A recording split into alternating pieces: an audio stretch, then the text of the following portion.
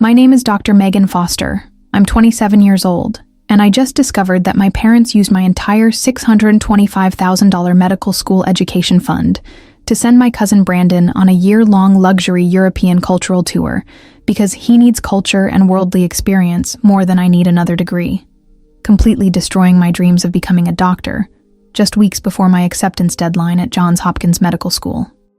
What my family didn't know was that their cruel theft of my life's educational savings was about to trigger the most comprehensive investigation into educational fund fraud in our state's history, one that would cost them everything they owned while restoring justice to the medical career they had so callously destroyed.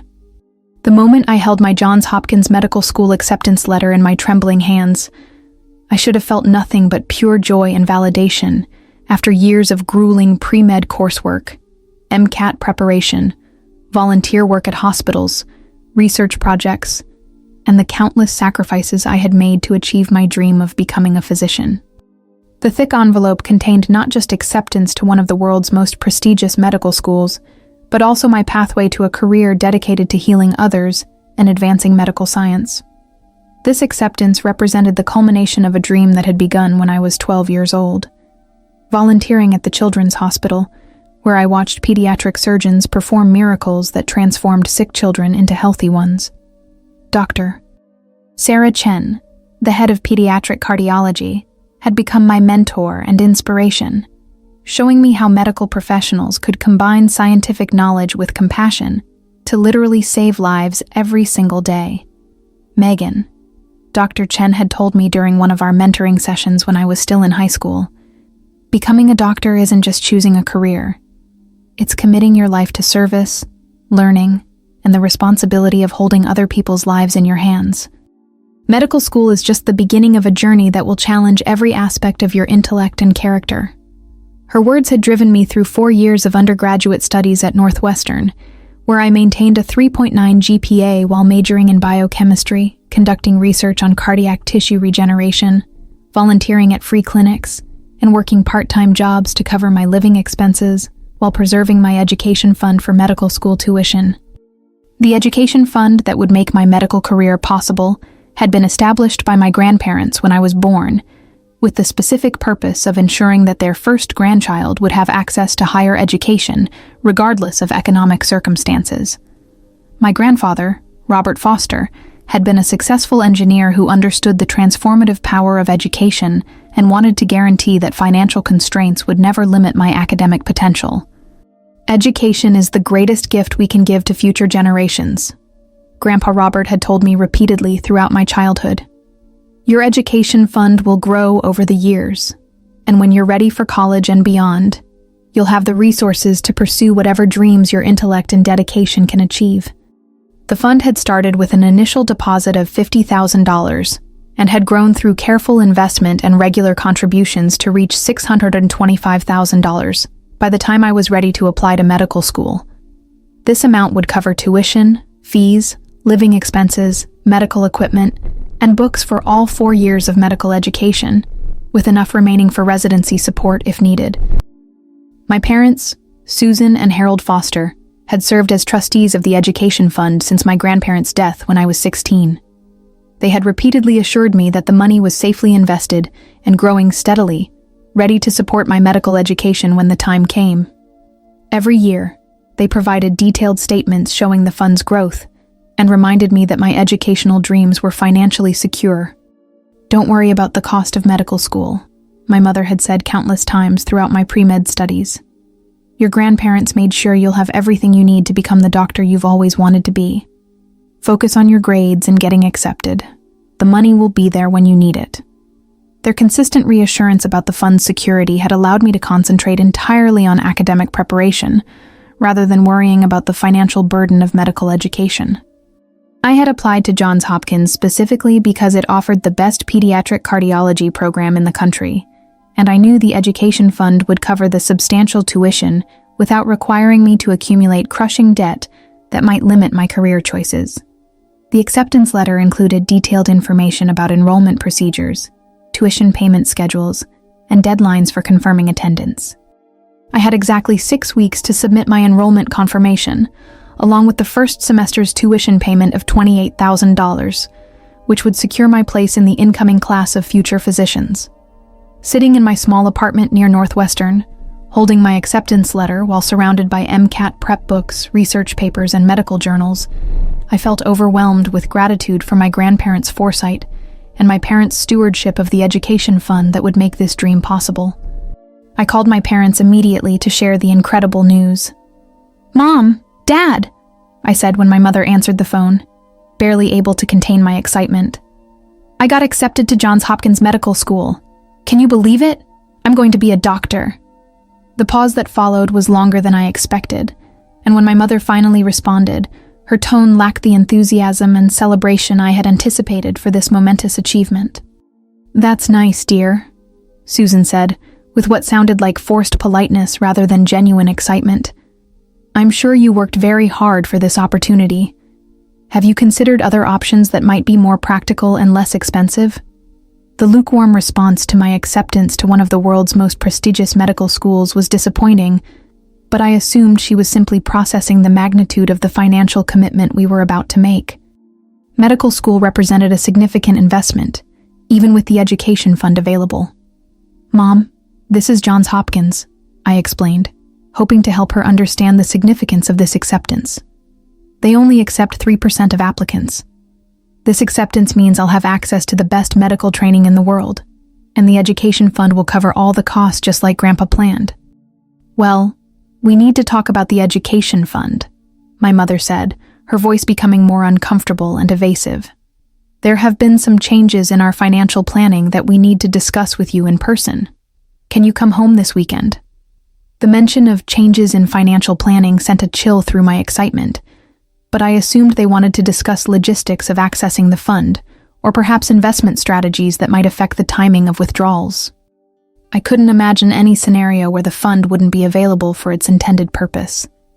"Of course I'll come home," I said, though I was confused by the serious tone of what should have been a celebration. "Is everything okay with the fund? Do we need to liquidate some investments or change account types to access the money for tuition?" "We'll discuss everything when you get here," my mother replied, clearly unwilling to provide details over the phone. "Your father and I have made some decisions about family financial priorities that we think will be beneficial for everyone involved." The phrase family financial priorities was concerning because my education fund had never been described as family money. It was specifically designated for my educational expenses and had been legally established for that exclusive purpose. But I tried to remain optimistic, assuming that any changes would still honor the fund's original intent, while perhaps benefiting other family members as well. The drive home from Northwestern to my parents' house in suburban Chicago gave me time to think about the conversation and my concerns about their evasive responses to what should have been the best news of their daughter's life. By the time I pulled into their driveway, I had convinced myself that whatever financial changes they wanted to discuss would still preserve my ability to attend medical school as planned. But as I walked up to the front door of the house where I had grown up dreaming of becoming a doctor, I had no idea that I was about to discover the most devastating betrayal of trust and educational sabotage that would destroy not just my medical school plans, but also my faith in family members who were supposed to support my dreams, rather than steal the resources that would make those dreams possible. Have you ever walked into your childhood home expecting to celebrate the greatest achievement of your life, only to discover that the people you trusted most had destroyed your future for reasons you could never have imagined? That's exactly what I was about to experience as I opened the door to what should have been a celebration, but would instead become the most heartbreaking confrontation of my life. The conversation that would shatter my medical school dreams took place in my parents' living room, where family photos on the mantelpiece showed years of my academic achievements. High school valedictorian, college graduation, magna cum laude, research awards, and volunteer recognition from the Children's Hospital, where I had spent countless hours preparing for my medical career. The irony of discussing the destruction of my educational future while surrounded by evidence of my lifelong dedication to learning was both heartbreaking and infuriating. My parents sat across from me on the couch, their expressions mixing guilt with defensive determination, as if they had prepared for this confrontation and had convinced themselves that what they were about to tell me was somehow justified. The formal setting and serious atmosphere made it clear that this conversation would be life-changing in ways I wasn't prepared to understand. "Megan," my father Harold began, his voice carrying the authoritative tone he used when making family financial decisions, "we need to discuss some changes we've made regarding your education fund. We've decided to redirect those resources to support your cousin Brandon's cultural and educational development." The words hit me like a physical blow, but I initially couldn't process what he was telling me. The phrase "redirect those resources" suggested that my education fund was being used for purposes other than my medical education, but the specifics of what that meant were too shocking to immediately comprehend. "What do you mean, redirect the resources?" I asked, my voice barely above a whisper as I tried to understand what was happening to the fund that represented my entire future. "Dad, that money is specifically designated for my medical education. Grandpa and Grandma set it up exclusively for my college and medical school expenses. The fund has grown significantly over the years," Harold continued, avoiding direct eye contact as he explained decisions that he clearly knew were controversial. "We've decided that the money can benefit the family more by supporting Brandon's personal and cultural development. He's been accepted for a year-long European cultural immersion program that will provide him with worldly experience and sophistication that can't be gained through traditional education." The comparison between my medical school acceptance and Brandon's cultural immersion program was so absurd that I initially thought they must be joking or testing my reaction to an impossible scenario. Brandon was 24 years old, had dropped out of college twice, and had never shown interest in education, culture, or personal development beyond video games and social media. "Brandon's European program?" I repeated, still not believing what I was hearing. "Dad, that's not education. That's vacation travel. And more importantly, that fund was created specifically for my medical education. You don't have the legal authority to use it for anything else." My mother Susan joined the conversation with justifications that revealed how completely they had convinced themselves that their betrayal was actually beneficial for everyone involved. "Megan, you're being narrow-minded about education," she said, her tone becoming more defensive as she realized I wasn't going to accept their decision gracefully. "Brandon needs culture and worldly experience more than you need another degree. You already have your bachelor's degree, and you can always find other ways to pay for medical school." The suggestion that I should find other ways to pay for medical school while Brandon used my education fund for luxury travel was so financially and morally backwards that I struggled to formulate a response. Medical school tuition exceeded $200,000, and I had specifically planned my entire academic career around the availability of my education fund. "Other ways to pay for medical school?" I asked, my voice rising with disbelief and growing anger. "Mom, medical school costs over $600,000 including living expenses. Student loans for that amount would create debt that would take decades to repay and would limit my career choices for the rest of my life." "You're smart and capable," Harold replied, dismissing my financial concerns with a wave of his hand. "You'll figure out scholarships, grants, and loan programs. Brandon doesn't have your academic abilities, so this cultural experience is his best chance for personal growth and development." The characterization of my academic achievements as advantages that somehow disqualified me from accessing my own education fund while justifying giving that money to Brandon for recreational travel was so twisted that I began to understand that my parents had completely lost sight of the fund's purpose and my educational goals. "Dad, this isn't about my academic abilities," I said, trying to remain calm despite the rage building inside me.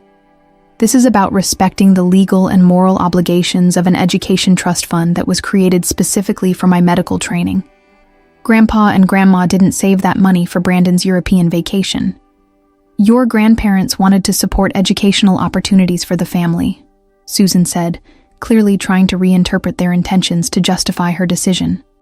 "Brandon's cultural immersion is an educational opportunity that will broaden his perspectives and make him a more well-rounded person."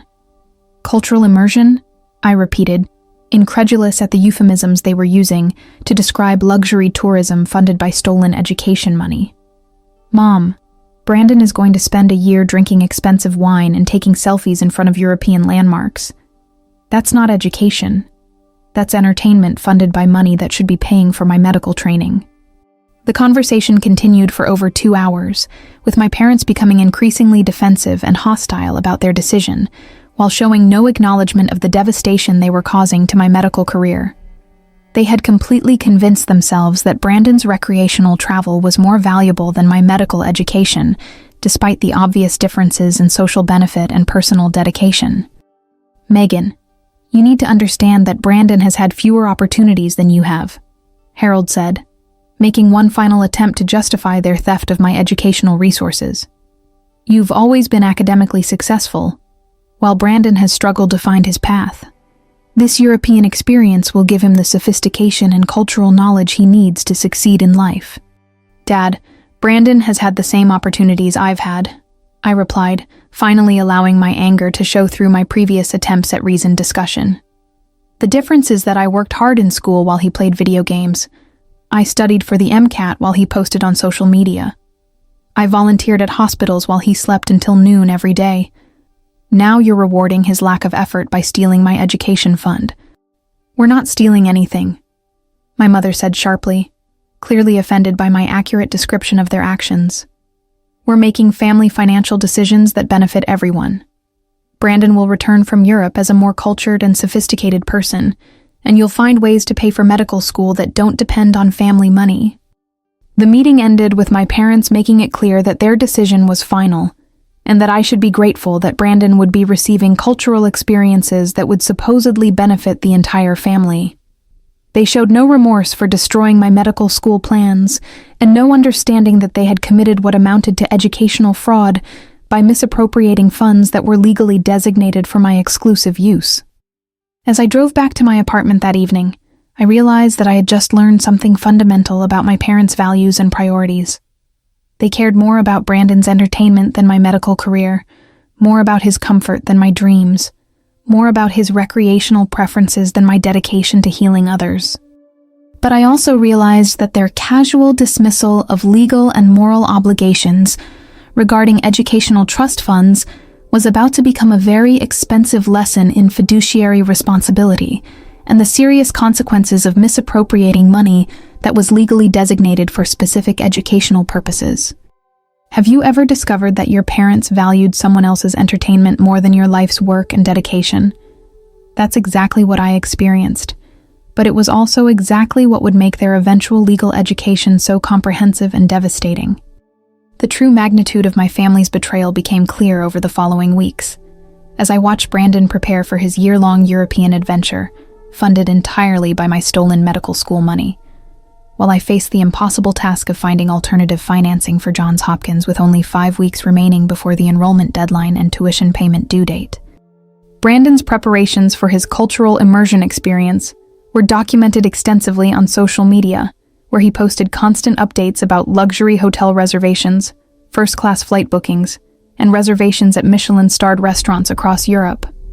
Every post was a reminder that my medical education fund was being converted into recreational luxury for someone who had never shown interest in education, culture, or personal development beyond self-indulgence.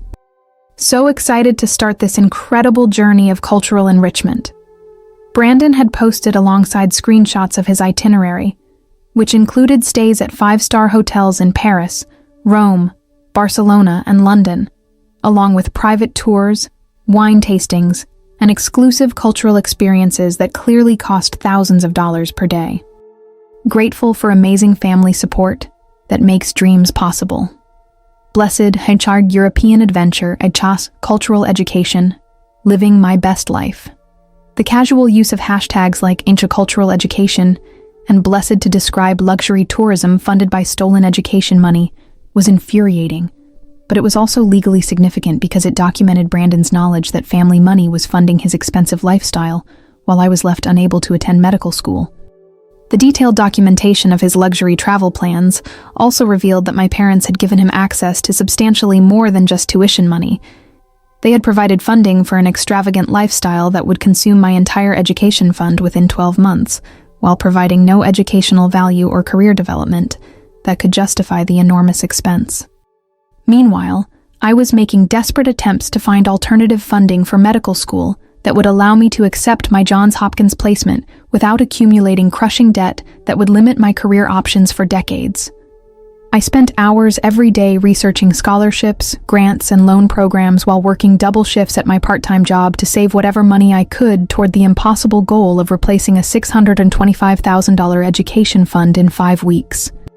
The scholarship applications I submitted revealed how rare and competitive medical school funding really was, especially for students who had already been accepted and needed immediate financial assistance. Most scholarship programs required application months or years in advance, and the few emergency funding sources available offered amounts that were insignificant compared to the total cost of medical education. I'm sorry, but our emergency scholarship fund can only provide up to $5,000 for students facing immediate financial crises, explained the financial aid counselor at Johns Hopkins when I called to discuss my situation. For full tuition coverage, you would need to apply for federal student loans, which would result in debt of approximately $400,000 to $500,000 by the time you complete your medical degree. The prospect of accumulating $500,000 in student loan debt for medical school was precisely the financial burden that my grandparents' education fund had been designed to prevent. Medical residents earn modest salaries during their training years, and such massive debt would force me to prioritize high-paying medical specialties over the pediatric cardiology work I was passionate about. The cruel irony was that Brandon's European vacation would cost approximately the same amount as 1 year of medical school tuition. But while my education would prepare me to save lives and contribute to medical science, his luxury travel would provide nothing beyond personal entertainment and social media content. As Brandon's departure date approached, my parents decided to host an elaborate going-away party to celebrate what they described as his amazing opportunity for personal growth and cultural enrichment. The party was planned for 150 family members and friends, with catering, professional decorations, and a formal program that would highlight Brandon's upcoming educational journey. The invitation to Brandon's going-away celebration was delivered to me along with a request that I help serve drinks and assist with party logistics, apparently expecting me to participate in celebrating the theft of my education fund, while pretending to be happy about my cousin's luxury vacation, funded by my medical school dreams. "We'd love for you to be part of Brandon's send-off celebration," my mother had said when she called about the party. "This is such an important milestone for him, and having family support will make the experience even more meaningful. We need help with serving and setup, and I know you'll want to wish him well on this incredible adventure." The expectation that I would serve drinks at a party celebrating the theft of my medical education fund was so callous that I initially thought she must be joking. But her serious tone and detailed instructions about catering logistics made it clear that she genuinely expected me to participate in celebrating my own educational destruction. "Mom, you want me to serve drinks at a party celebrating Brandon's use of my medical school money?" I asked, making sure I understood the level of cruelty they were expecting from me. "You want me to smile and wish him well on a vacation funded by the money that was supposed to pay for my medical training? Megan, you're being very selfish about this situation," Susan replied, her voice becoming impatient with what she saw as my unreasonable attitude toward Brandon's good fortune. "Brandon is embarking on a once-in-a-lifetime cultural experience that will broaden his horizons and make him a better person. The least you can do is show family support for his personal development." "Personal development?" I repeated, incredulous at her continued characterization of luxury tourism as educational advancement. "Mom, Brandon is going to spend a year eating expensive food and posting vacation photos. Meanwhile, I'm working double shifts trying to figure out how to pay for medical school because you stole my education fund." "We didn't steal anything," Harold interjected, apparently listening to our conversation on speakerphone. "We made a family investment in Brandon's character development that will benefit him for the rest of his life. You can always find other ways to pay for school, but Brandon will never have another opportunity like this for cultural enrichment." The conversation ended with my parents making it clear that my attendance at Brandon's party was expected rather than optional, and that my attitude about his European adventure reflected poorly on my character and family loyalty. They wanted me to celebrate the theft of my dreams while pretending to be happy about Brandon's recreational luxury. As I prepared to attend what would be one of the most humiliating experiences of my life, I realized that my parents had not only stolen my education fund, but were also demanding that I participate in celebrating their betrayal while maintaining a facade of family harmony and support. The going-away party would provide a perfect opportunity to document my family's attitudes about educational priorities and their casual dismissal of my medical career in favor of Brandon's entertainment. But it would also be the setting where I would begin gathering evidence of their educational fund fraud that would ultimately restore justice to my medical school dreams. Have you ever been expected to smile and celebrate while people destroyed your life's work and dreams? That's exactly what I was about to experience, but it was also exactly what would provide the evidence and motivation I needed to pursue comprehensive legal action against family members who had committed educational fraud while expecting their victim to participate in celebrating their crimes. The going-away party celebrating Brandon's European cultural tour, funded by my stolen medical school money, was held at the exclusive Riverside Country Club, with my parents sparing no expense to create an elaborate celebration of what they continued to characterize as an important educational investment that would benefit the entire family through Brandon's personal growth and cultural sophistication. The venue itself was a painful reminder of my family's financial priorities and their willingness to spend lavishly on Brandon's entertainment while destroying my educational future. The country club rental, professional catering, live music, and decorative arrangements clearly cost thousands of dollars. Money that could have been applied to my medical school tuition, instead of celebrating the theft of my education fund.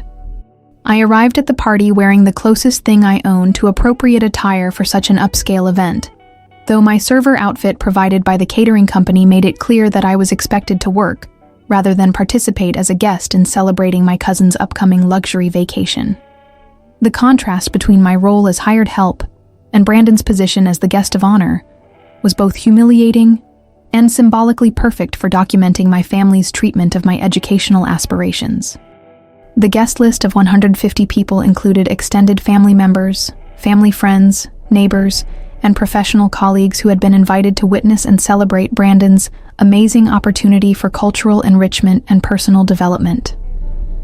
Many guests were unaware that Brandon's European tour was being funded by money that had been designated for my medical education, believing instead that he had earned this opportunity through academic achievement or personal initiative.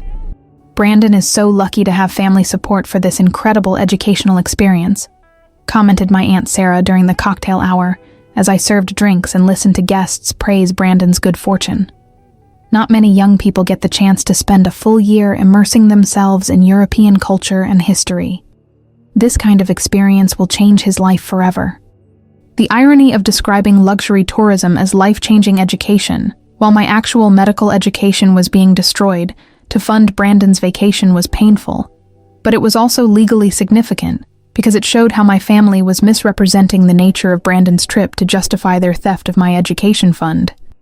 The formal program began with my father Harold taking the microphone to address the assembled guests about the significance of Brandon's upcoming journey and the family's pride in supporting his cultural and educational development. His speech revealed the depth of self-deception and moral confusion that had led to their decision to steal my medical school money. "Ladies and gentlemen," Harold announced to the gathered celebration, "we're here tonight to honor Brandon as he embarks on an incredible year-long journey of cultural immersion and personal growth throughout Europe. This isn't just a vacation. This is an educational investment in Brandon's character development that will benefit him for the rest of his life." Mainti. The characterization of luxury travel as educational investment, while simultaneously destroying my actual education, created a perfect example of the twisted logic my parents were using to justify their educational fund fraud.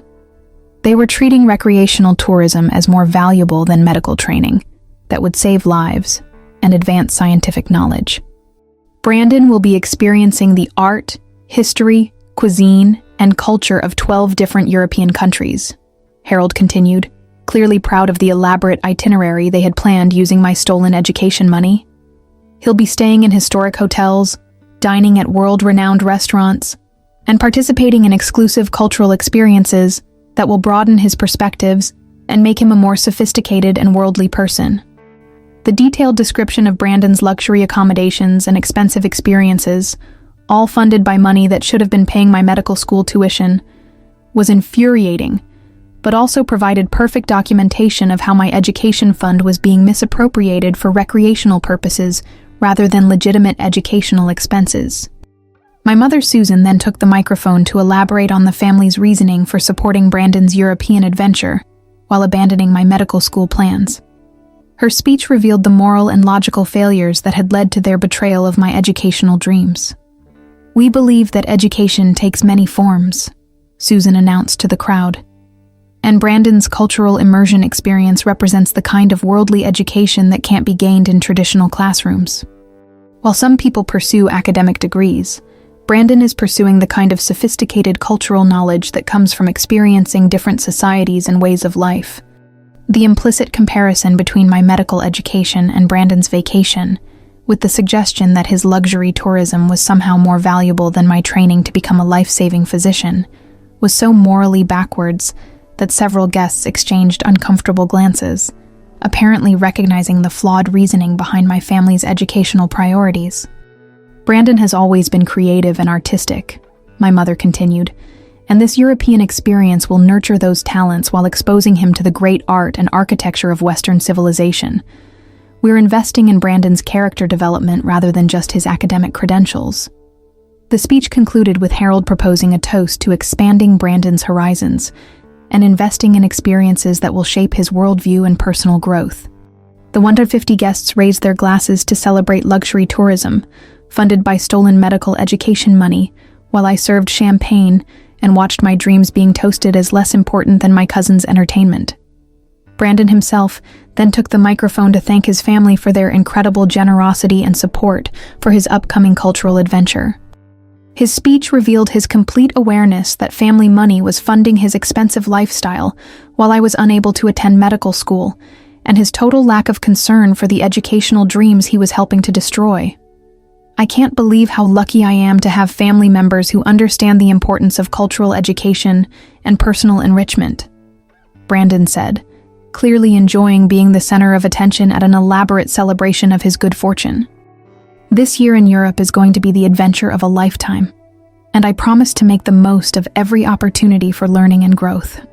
The promise to make the most of every opportunity for learning and growth, while surrounded by evidence of party planning focused entirely on luxury accommodations and recreational activities, revealed the complete disconnect between Brandon's stated educational intentions and his actual plans for an expensive year-long vacation. "I'll be documenting my entire journey on social media so everyone can share in my cultural experiences and personal development," Brandon continued, apparently planning to treat his European tour as content creation rather than serious cultural education. "I want to show everyone how this investment in my education will transform me into a more sophisticated and worldly person." The promise to document his luxury travel on social media while characterizing it as educational investment would provide ongoing evidence of how my stolen education fund was being used for recreational rather than legitimate educational purposes. His social media posts would become crucial documentation in the legal case I was preparing against my parents' educational fund fraud. As the formal program concluded and guests moved to the dance floor to continue celebrating Brandon's upcoming European adventure, I continued serving drinks while mentally cataloging every detail of how my family was celebrating the theft of my medical education fund. The elaborate party, the proud speeches about cultural investment, and Brandon's obvious excitement about luxury travel all provided perfect evidence of their attitudes and intentions regarding my stolen educational resources. The most painful moment of the evening came when several guests approached me to ask about my own educational plans, apparently unaware that my medical school acceptance was being destroyed to fund Brandon's vacation. Their genuine interest in my academic achievements contrasted sharply with my family's dismissal of my medical career as less important than Brandon's recreational preferences. "Megan, I heard you got accepted to Johns Hopkins Medical School," said Dr. Patricia Williams, a family friend who was a practicing physician. "That's an incredible achievement. Hopkins has one of the best medical programs in the world. You must be so excited to start your training to become a doctor." The conversation with Dr. Williams while serving drinks at a party celebrating the theft of my medical school money was one of the most emotionally devastating moments of my life. But it also provided an opportunity to begin documenting my family's educational fund fraud for legal purposes. "Thank you, Dr. Williams," I replied, keeping my voice steady despite the emotional turmoil I was experiencing. I am excited about medical school, though there have been some complications with my education funding that I'm working to resolve. Funding complications? She asked, clearly concerned about obstacles to my medical education. Is there anything I can do to help? Medical school financing can be challenging, but there are often solutions available for qualified students. The offer of assistance from someone who understood the importance of medical education, while I was serving drinks at a party celebrating the destruction of my medical career funding, was both heartwarming and heartbreaking. Dr. Williams represented the medical community that I desperately wanted to join, while my family represented the people who were actively preventing me from achieving that dream. Have you ever served drinks at a party celebrating the theft of your life's work, while maintaining a professional demeanor and gathering evidence for legal action? That's exactly what I experienced as I worked through the most humiliating evening of my life, while documenting the attitudes and statements that would ultimately restore justice to my educational aspirations. The party continued late into the evening, with guests praising Brandon's cultural sophistication and my parents' generous support for his personal development, while I collected evidence of their educational fund fraud and prepared for legal action that would teach them the true cost of stealing someone's medical school dreams. The weeks following Brandon's elaborate going-away party were marked by a combination of devastating social media documentation of his luxury European lifestyle, funded by my stolen education fund, and my increasingly desperate efforts to find alternative financing for Johns Hopkins Medical School before my acceptance deadline expired and my dreams of becoming a physician were permanently destroyed. Brandon's daily social media posts from Europe provided comprehensive evidence of how my medical education money was being converted into recreational luxury rather than any form of legitimate educational experience. His Instagram and Facebook accounts became virtual diaries of expensive hotels, Michelin-starred restaurants, exclusive tours, and luxury shopping that clearly cost thousands of dollars per day, while providing no educational value that could justify the enormous expense.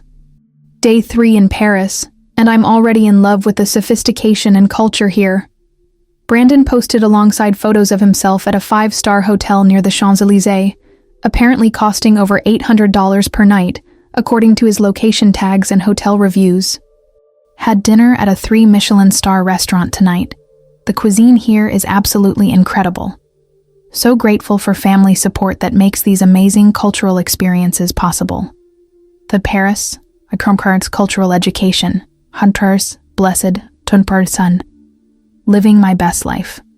The casual mention of 3 Michelin star dining while characterizing luxury tourism as cultural education was both infuriating and legally valuable, because it documented how my stolen medical school money was being used for recreational indulgence, rather than any educational purpose that could justify my parents' breach of their fiduciary responsibilities. Each post included detailed location information, expensive restaurant receipts, luxury hotel amenities, and purchased souvenirs that collectively demonstrated spending patterns far exceeding any reasonable educational budget. Brandon was clearly treating my education fund as unlimited recreational money, rather than recognizing it as resources stolen from my medical career. Exploring the Louvre today, and then shopping on the Rue Saint-Honoré. He posted with photos of himself purchasing designer clothing and accessories. The art here is incredible, but the shopping is even better. Bought some amazing pieces that will remind me of this life-changing cultural experience. Education comes in many forms. Louvre, shopping, cultural immersion, or European style. The juxtaposition of brief museum visits with extensive luxury shopping, all characterized as educational experience, revealed the superficial nature of Brandon's supposed cultural enrichment and his treatment of my stolen education fund as vacation money rather than resources designated for serious academic purposes. Meanwhile, my frantic efforts to secure alternative medical school funding had revealed the impossibility of replacing a $625,000 education fund within the few weeks remaining before my Johns Hopkins enrollment deadline. Despite working 16-hour days between multiple jobs and spending every free moment applying for scholarships and grants, I was facing the devastating reality that I would have to defer my medical school acceptance and potentially lose my place in the program entirely. The financial aid counselors I spoke with were sympathetic but realistic about the challenges of finding immediate funding for medical school, especially for students whose family education funds had been unexpectedly eliminated. Most funding sources required lengthy application processes and were designed to supplement rather than completely replace family educational support. "I understand your situation is unusual and urgent," explained Jennifer Morrison, the emergency aid coordinator at Johns Hopkins. "But medical school funding typically requires planning years in advance. Federal student loans can cover tuition costs, but the debt load would exceed $400,000, which significantly impacts career choices and financial stability for decades after graduation. The prospect of accumulating nearly $500,000 in student loan debt to attend medical school was precisely the financial burden my grandparents' education fund had been created to prevent. Such massive debt would force me to prioritize high-paying medical specialties over the pediatric cardiology work I was passionate about, essentially forcing me to abandon my true calling in order to service loan payments. The cruel irony was that Brandon was spending equivalent amounts on luxury accommodations and recreational activities that provided no social benefit, while I was being forced to choose between abandoning my medical career or accepting debt that would limit my ability to serve underserved populations and pursue research that could advance pediatric cardiac care. As my enrollment deadline approached with no viable funding solutions, I was forced to contact Johns Hopkins to discuss deferring my acceptance for 1 year, while I attempted to rebuild my education fund or find alternative financing. The conversation was one of the most heartbreaking of my life, as I explained to admissions counselors that family financial fraud had eliminated my ability to attend medical school despite years of academic preparation and acceptance to their prestigious program. "Ms. Foster, deferring acceptance is possible, but I need to inform you that deferred students are not guaranteed placement in the following year's class," explained Dr. Michael Chen from the admissions committee. "You would need to reapply through the standard process and compete again with that year's applicant pool. Given the competitiveness of our program, deferring admission creates significant risk of not being readmitted. The possibility of losing my Johns Hopkins acceptance permanently while Brandon enjoyed luxury vacation funded by my stolen education money was devastating, but the alternative of accumulating crushing debt seemed equally destructive to my long-term ability to pursue my medical career goals. While I struggled with impossible choices about my medical education, Brandon's European posts became increasingly extravagant and tone-deaf, showing expensive purchases and luxury experiences while making casual references to educational investment and family support that made it clear he understood his lifestyle was being funded by money designated for someone else's education. "Week 2 in Rome, and I'm learning so much about history and art," he posted from what appeared to be a luxury suite overlooking the Vatican. "Had a private tour of the Sistine Chapel today, then dinner at a rooftop restaurant with the most incredible view of the city. This cultural immersion is exactly the kind of education that will make me a more sophisticated person. Thanks to amazing family support that makes these life-changing experiences possible. Rome. Private tour. Cultural education. She grateful. Blessed life." The reference to private tours and rooftop restaurant dining while characterizing luxury tourism as life-changing education provided perfect documentation of how my medical school money was being wasted on recreational indulgence rather than any form of legitimate educational activity. But Brandon's social media posts also revealed something that would become legally significant in my case against my parents' educational fund fraud. His casual references to family support and educational investment demonstrated his knowledge that his expensive lifestyle was being funded by family money rather than his own earnings. And his characterization of luxury tourism as education showed his understanding that the funding was supposed to serve educational purposes. The documentation he was providing through daily social media posts would become crucial evidence in proving that my parents had deliberately misappropriated education fund money for recreational purposes, while knowing that their actions were destroying my legitimate educational plans. As my medical school deadline approached, and Brandon's European luxury documentation continued, I began consulting with attorneys who specialized in educational trust fund fraud and fiduciary responsibility violations. The legal research I was conducting during late-night hours after working multiple jobs revealed that my parents had committed serious violations of their fiduciary duties as trustees of my education fund. The original trust document established by my grandparents contained specific legal language requiring the fund to be used exclusively for my educational expenses, with detailed provisions preventing trustees from redirecting money to other family members or non-educational purposes. My parents' decision to give Brandon my education fund violated multiple provisions of the trust agreement and constituted breach of fiduciary duty that carried significant legal consequences. Working with attorney Patricia Williams, who specialized in educational trust litigation, I began preparing a comprehensive legal case that would restore my education fund, while holding my parents accountable for their betrayal of their legal and moral obligations to my educational future. Your parents violated explicit trust provisions when they gave your education money to your cousin for recreational travel, Attorney Williams explained during our initial consultation. Educational trust funds are legally protected from exactly this kind of misappropriation, and trustees who violate their fiduciary duties face both civil liability and potential criminal charges. Have you ever had to become an expert in trust law and fiduciary responsibility because family members committed fraud against your educational future? That's exactly what I experienced as I prepared legal action that would restore justice to my medical school dreams while teaching my parents the serious consequences of educational fund theft. The legal case I was building would soon deliver comprehensive accountability for their betrayal, while ensuring that Brandon's expensive European vacation would ultimately become evidence in the prosecution of educational fraud that carried serious financial and legal consequences for everyone involved.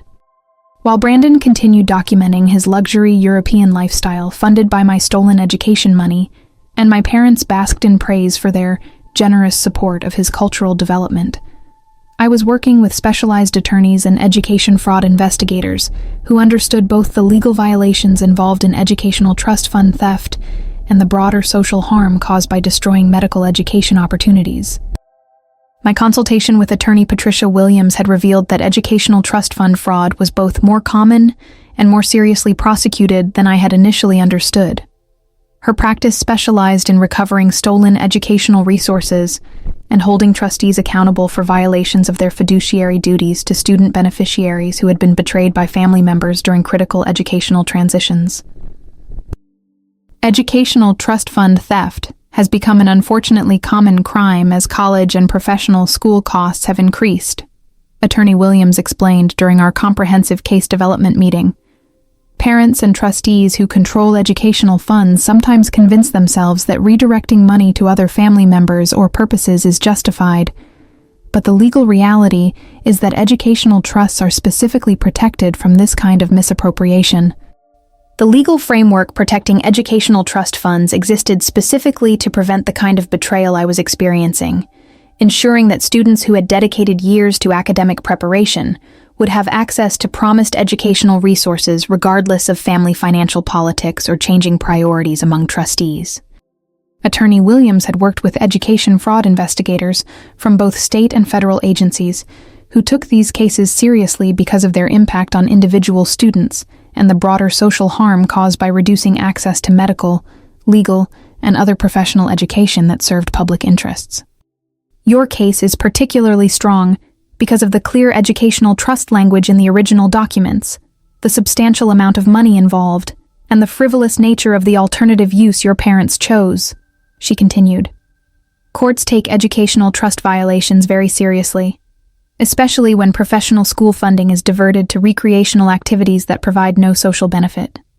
Working with Attorney Williams, I began documenting every aspect of my parents' educational fund fraud, from their violation of specific trust provisions to their deliberate deception about the fund's availability for my medical education. The evidence included the original trust documents, communications where they had promised the money would be available for my medical school, financial records showing the transfer of funds to Brandon, and his social media documentation of luxury spending. But the most compelling evidence was emerging from Brandon's own documentation of his European adventure, which was providing daily proof that my medical education money was being used for recreational luxury, rather than any form of legitimate educational activity that could justify my parents' violation of their fiduciary duties. Exploring the Swiss Alps today, with a private helicopter tour, Brandon posted from an exclusive resort in Zermatt, with photos showing expensive alpine accommodations and luxury adventure activities. The views are absolutely incredible, and I'm learning so much about European geography and mountain culture. This kind of experiential education is invaluable for personal development. So grateful for family investment in my cultural sophistication. Switzerland, Stadtsteig helicopter tour, experiential education, cultural development, Sam living my dreams. The characterization of helicopter tours and luxury resort stays as experiential education, while my medical school acceptance languished unfunded provided perfect evidence of how my education trust money was being frivolously wasted on activities that bore no resemblance to legitimate educational expenses. The legal investigation also revealed that my parents had violated multiple provisions of the original trust agreement beyond just the prohibition against non-educational use of funds. They had failed to provide required annual reports to beneficiaries, had made investment decisions that prioritized liquidity for Brandon's expenses over long-term growth for my education, and had deliberately concealed their intentions to redirect the money until after I had already received my medical school acceptance. Your parents' actions constitute breach of fiduciary duty, fraud, conversion, and potentially criminal theft of educational resources, Attorney Williams explained as we reviewed the comprehensive evidence. The combination of trust law violations and the substantial amount of money involved makes this a serious case that will likely result in both civil recovery and criminal referral. The prospect of criminal charges against my parents for educational fund theft was both satisfying and sobering. While I wanted accountability for their betrayal of my medical education, I also recognized that their ignorance about fiduciary law didn't excuse their moral decision to prioritize Brandon's entertainment over my life-saving career preparation. But the investigation was also revealing additional victims of my parents' educational fund mismanagement that would strengthen the legal case and demonstrate a pattern of fiduciary irresponsibility that extended beyond their treatment of my medical school money. Financial records subpoenaed during the investigation showed that my parents had also misappropriated funds from a smaller educational account that had been established for my younger brother's college education. While that account contained only $45,000, they had used portions of it to supplement Brandon's European expenses, demonstrating a systematic pattern of educational fund theft that affected multiple family members. Your parents appear to have treated both educational accounts as family slush funds, rather than protected trust resources, Attorney Williams observed as we reviewed the complete financial picture. This pattern of behavior demonstrates deliberate disregard for their fiduciary responsibilities rather than isolated poor judgment about your medical school funding. The discovery of additional educational fund theft would support enhanced charges and penalties against my parents, while also providing grounds for my brother to join the legal action as another victim of their fiduciary misconduct. Working with education fraud investigators, we were also developing evidence that would demonstrate the broader social harm caused by my parents' destruction of my medical education funding. Letters of support from medical professionals, patient advocacy organizations, and public health experts documented the societal impact of reducing access to medical education and the specific harm caused when qualified students were prevented from becoming physicians. The deliberate destruction of medical education opportunities represents harm not just to individual students, but to the broader community that depends on access to qualified physicians, wrote Dr. Sarah Chen, Director of Pediatric Cardiology at Children's Memorial Hospital. Students like Megan Foster, who combine academic excellence with dedication to serving underserved populations, are essential to addressing physician shortages and advancing medical care for vulnerable patients. The expert testimony about the social importance of protecting medical education funding would be crucial for helping judges and juries understand that educational trust fund theft caused harm far beyond individual financial loss to include damage to public health and medical advancement. But the most powerful evidence in my case was coming from Brandon's own documentation of his expensive lifestyle funded by money that should have been training me to save lives. His daily posts from luxury hotels, expensive restaurants, and exclusive cultural experiences provided comprehensive proof that my medical education money was being converted into recreational indulgence rather than any form of legitimate educational investment. Final week in London, and what an incredible journey this has been. Brandon posted from what appeared to be a luxury suite overlooking the Thames. This year of cultural immersion has been absolutely life-changing. I've experienced the finest art, cuisine, and culture that Europe has to offer. I feel like a completely different person, so much more sophisticated and worldly than when I started this adventure. Eternal gratitude to the amazing family support that made this educational investment possible. London. Life-changing. Cultural sophistication. Educational investment. Transformative experience. The characterization of luxury tourism as life-changing educational investment, while providing no evidence of any actual learning, skill development, or educational achievement that could justify the enormous expense, would be devastating evidence in court proceedings about the frivolous waste of my medical education resources. As Brandon prepared to return from his year-long European vacation and my parents began planning another elaborate celebration of his cultural achievements, I was finalizing legal action that would transform their pride in educational fund theft into their comprehensive education about fiduciary law and the serious consequences of destroying someone's medical career for recreational purposes. The welcome home celebration they were planning for Brandon would provide the perfect setting for serving legal papers that would initiate the most comprehensive educational trust fund fraud prosecution in our state's history, delivering justice for my medical school dreams while protecting other students from similar family betrayals. Have you ever prepared legal action so thorough that it would not only recover your stolen educational resources, but also educate the criminals who stole them about the true cost of betraying someone's professional dreams? That's exactly what I was doing as I prepared for legal proceedings that would transform my family's celebration of educational fraud into their introduction to fiduciary accountability and criminal law. The comprehensive legal case that would ultimately restore my medical education funding and hold my parents accountable for their educational trust fund fraud reached its dramatic climax during Brandon's elaborate welcome home celebration, where he was scheduled to present his cultural achievements to the same 150 family members and friends who had celebrated his departure using my stolen medical school money. The welcome home party was planned as an even more extravagant affair than the going-away celebration, with my parents sparing no additional expense to create a venue for Brandon to share his European experiences and demonstrate the cultural sophistication he had allegedly gained through his year-long luxury vacation funded by my education fund. The invitations described the event as a celebration of Brandon's successful completion of his European cultural immersion program, and promised presentations about his educational achievements and personal growth during his year abroad.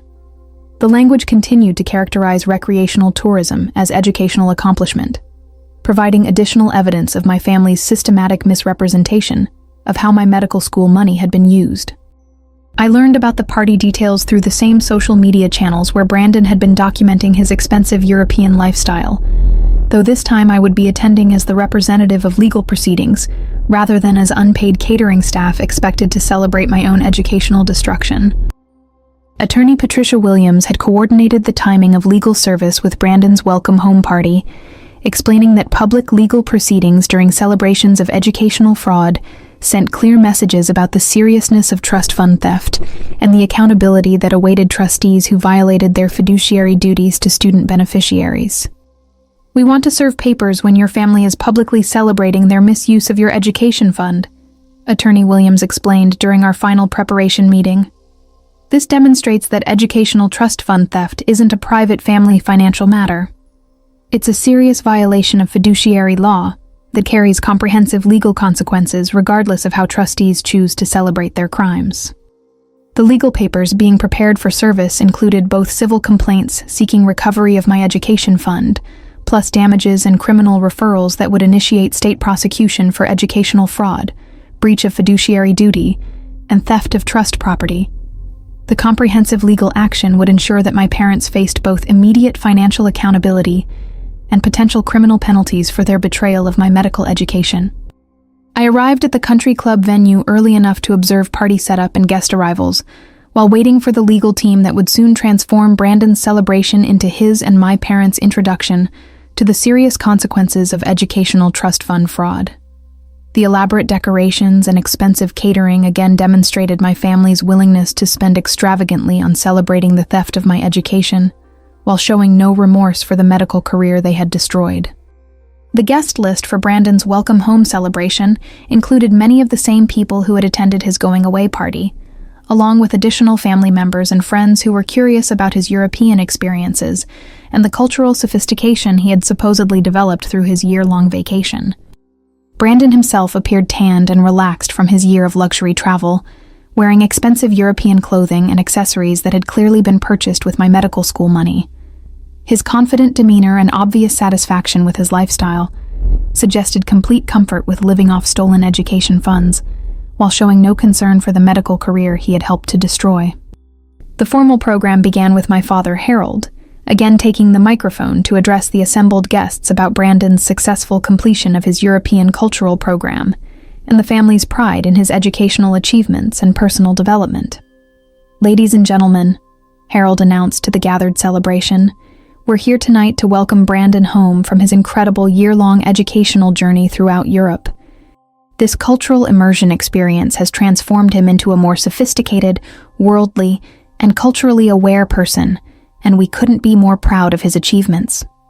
The characterization of luxury tourism as educational achievement worthy of family pride, while my medical school acceptance remained unfunded, provided perfect documentation of my parents' continued misrepresentation of how they had used my trust fund money. Brandon will be sharing some highlights from his European experiences and the valuable cultural education he received during his year abroad, my mother Susan added, clearly excited to showcase what she continued to view as a successful educational investment rather than recreational fraud that had destroyed my medical career. Brandon then took the microphone to begin his presentation about his European adventure, displaying expensive souvenirs, luxury travel photos, and cultural artifacts he had purchased with my stolen education money, while characterizing his year of recreational travel as transformative educational experience.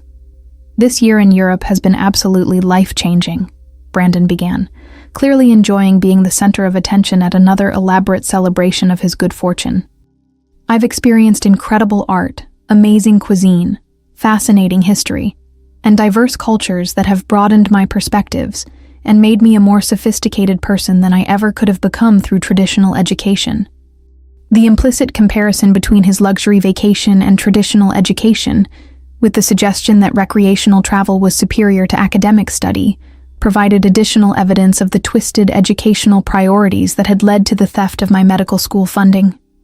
"I want to thank my amazing family for investing in this educational opportunity," Brandon continued, gesturing toward my parents with obvious gratitude for their financial support of his expensive lifestyle.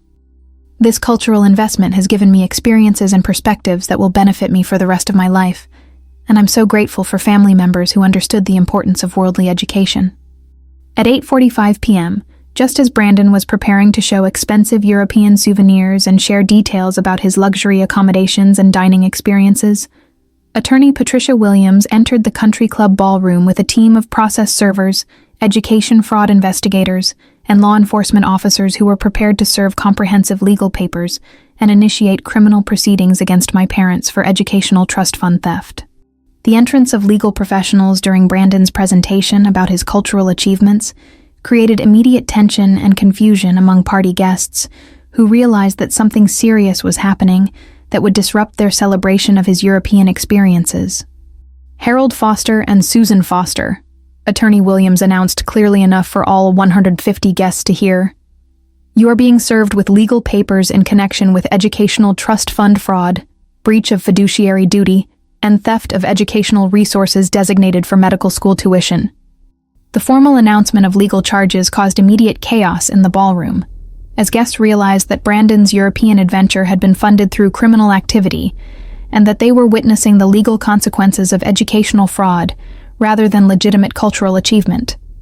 My parents' expressions shifted from pride in Brandon's presentation to shock and panic, as they realized that their educational fund theft was being publicly exposed and legally prosecuted in front of everyone who had been praising their generous support of Brandon's cultural development.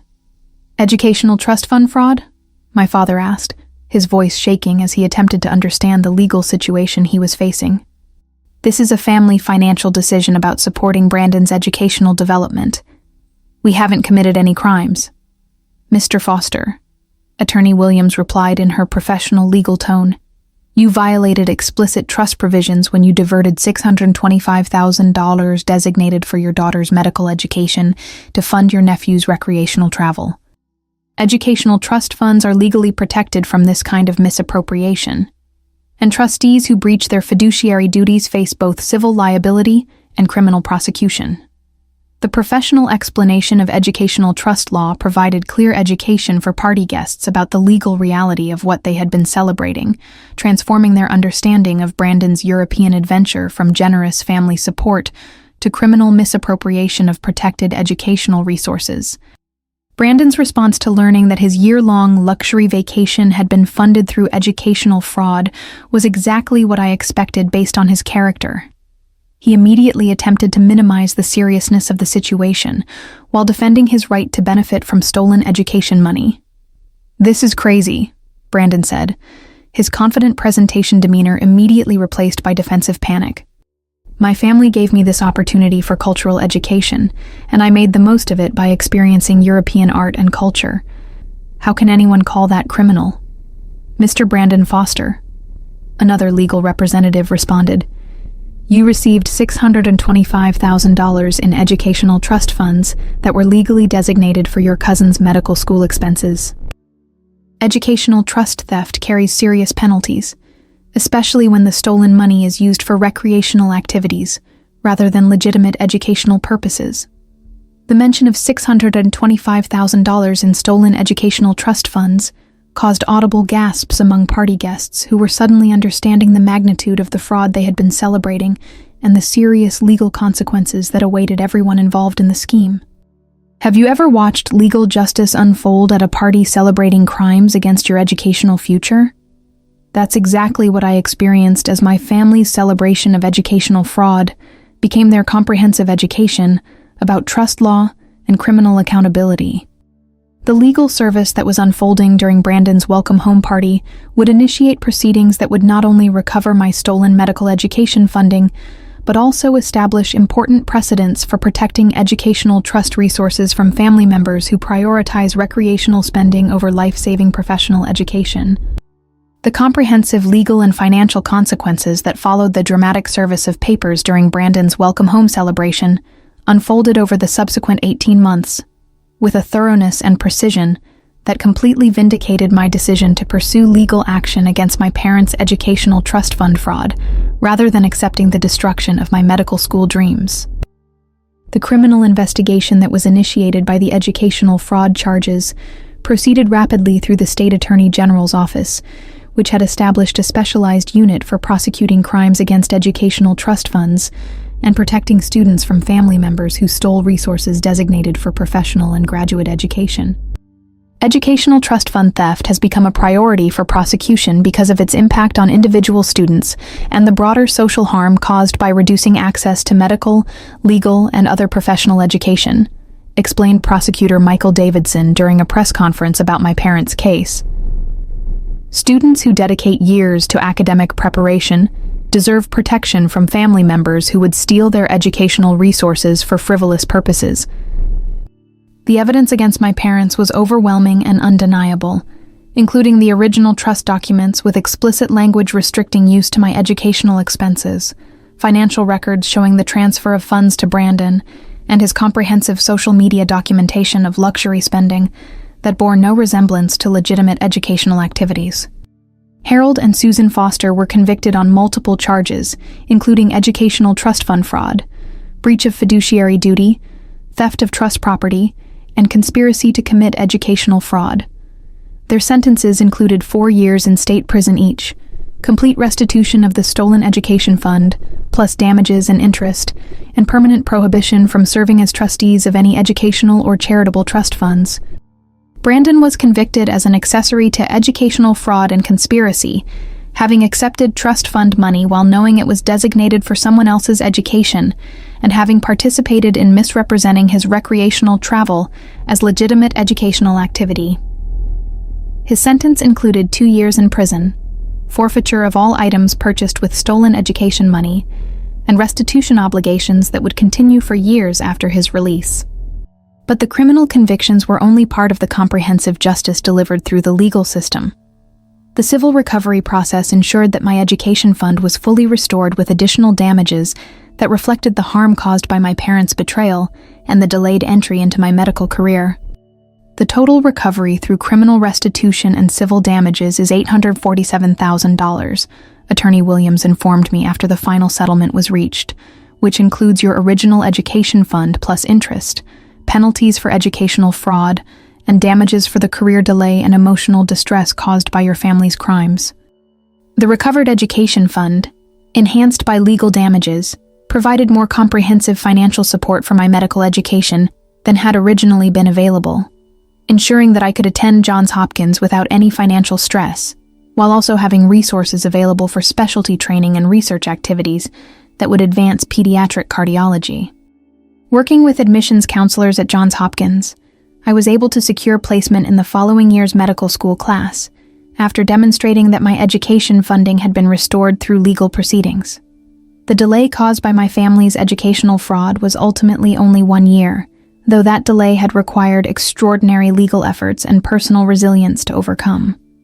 Dr. Foster, we're delighted to welcome you to Johns Hopkins Medical School, wrote Dr. Patricia Morrison from the admissions committee. Your persistence in overcoming family financial fraud to pursue your medical education demonstrates exactly the kind of character and determination that we value in future physicians. We look forward to supporting your development as a medical professional dedicated to serving others. The acceptance letter for my delayed medical school entry was more meaningful than my original acceptance had been, because it represented not just academic achievement, but also legal victory over family members who had tried to destroy my educational future while expecting me to celebrate their theft. But perhaps the most satisfying aspect of the legal resolution was the establishment of the Megan Foster Educational Trust Protection Fund, a legal aid organization that provides assistance to students whose family members have stolen or misappropriated educational resources designated for higher education or professional training. The Foster case has become an important precedent for protecting educational trust funds and holding trustees accountable for violations of their fiduciary duties to student beneficiaries, explained Professor Jennifer Chen from the law school's Educational Trust Clinic. This legal victory has strengthened protections for students nationwide and created resources for victims of similar family educational fraud. The foundation provides legal representation, financial support, and advocacy services for students who have been betrayed by family members entrusted with their educational resources, ensuring that other families cannot destroy educational dreams through trust fund theft without facing comprehensive legal consequences. My medical school years at Johns Hopkins were academically excellent and personally fulfilling in ways that validated every aspect of my legal battle to protect my educational future. I graduated magna cum laude with specialization in pediatric cardiology, completed my residency at Children's Hospital of Philadelphia, and established myself as a leading researcher in minimally invasive cardiac procedures for pediatric patients. Dr. Foster's innovations in pediatric cardiac surgery have saved hundreds of children's lives and advanced the field significantly, wrote Dr. Michael Rodriguez, Director of Pediatric Surgery at Johns Hopkins, in a letter supporting my application for research funding. Her combination of technical excellence and dedication to serving underserved populations exemplifies the best of medical education and the social value of protecting educational opportunities from family interference. The medical career that my parents had tried to destroy by stealing my education fund ultimately achieved exactly the kind of life-saving impact that justified their prosecution for educational fraud. Every patient I treated and every surgical innovation I developed represented vindication of the legal system's commitment to protecting educational resources from family members who couldn't understand their social importance. 5 years after my parents' conviction for educational trust fund fraud, I was practicing as an attending pediatric cardiac surgeon while conducting research that had been published in leading medical journals and presented at international conferences. The education they had tried to prevent was now saving children's lives and advancing medical science in ways that benefited countless families worldwide. Harold and Susan Foster completed their 4-year prison sentences, but remained financially responsible for restitution obligations that would affect them for the rest of their lives. Their comfortable suburban lifestyle was replaced by modest housing and employment that reflected their status as convicted educational fraudsters who had lost their professional reputations and social standing. Brandon completed his 2-year sentence and returned to work in entry-level positions while making monthly restitution payments that would continue for decades. His year of luxury, European travel, funded by stolen education money, was replaced by the financial consequences of participating in educational fraud that would limit his opportunities and lifestyle indefinitely. But perhaps the most important legacy of their prosecution was the precedent it established for protecting educational trust funds and the broader recognition that stealing educational opportunities represents harm not just to individual students, but to society as a whole. The European souvenirs that Brandon had purchased with my stolen education money were seized and sold as proceeds of educational fraud, with the funds donated to scholarship programs for students pursuing medical education. The luxury items that had represented my family's misplaced priorities became resources supporting legitimate educational advancement. The mansion my parents had planned to purchase with remaining trust fund money was never bought, and their retirement plans were permanently altered by their conviction for educational fraud. Their dreams of comfortable retirement were replaced by the financial and social consequences of betraying their daughter's medical education for their nephew's entertainment. My own retirement planning, enhanced by a successful medical career and wise investment of recovered education funds, allowed me to establish additional scholarship programs and educational trust protection services that would prevent other families from experiencing similar betrayal during critical educational transitions.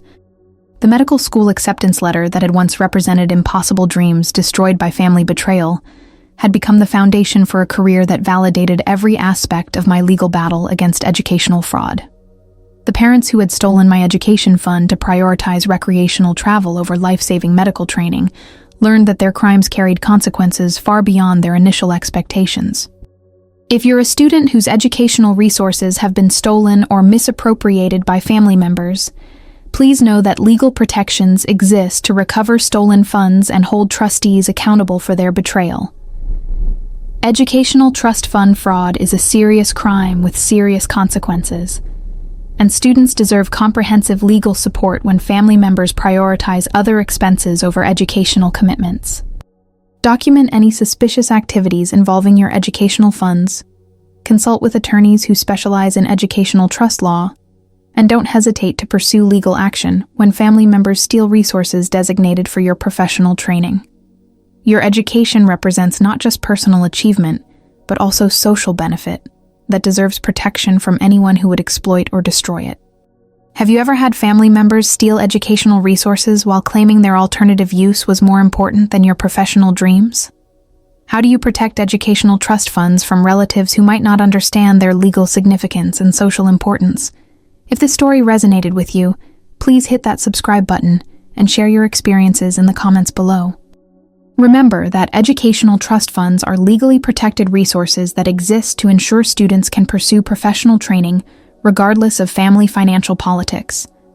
Sometimes the greatest revenge against educational fraud is ensuring that stolen resources are recovered and used to create the exact social benefits that criminals tried to destroy. See you in our next story here on Her Sweet Revenge.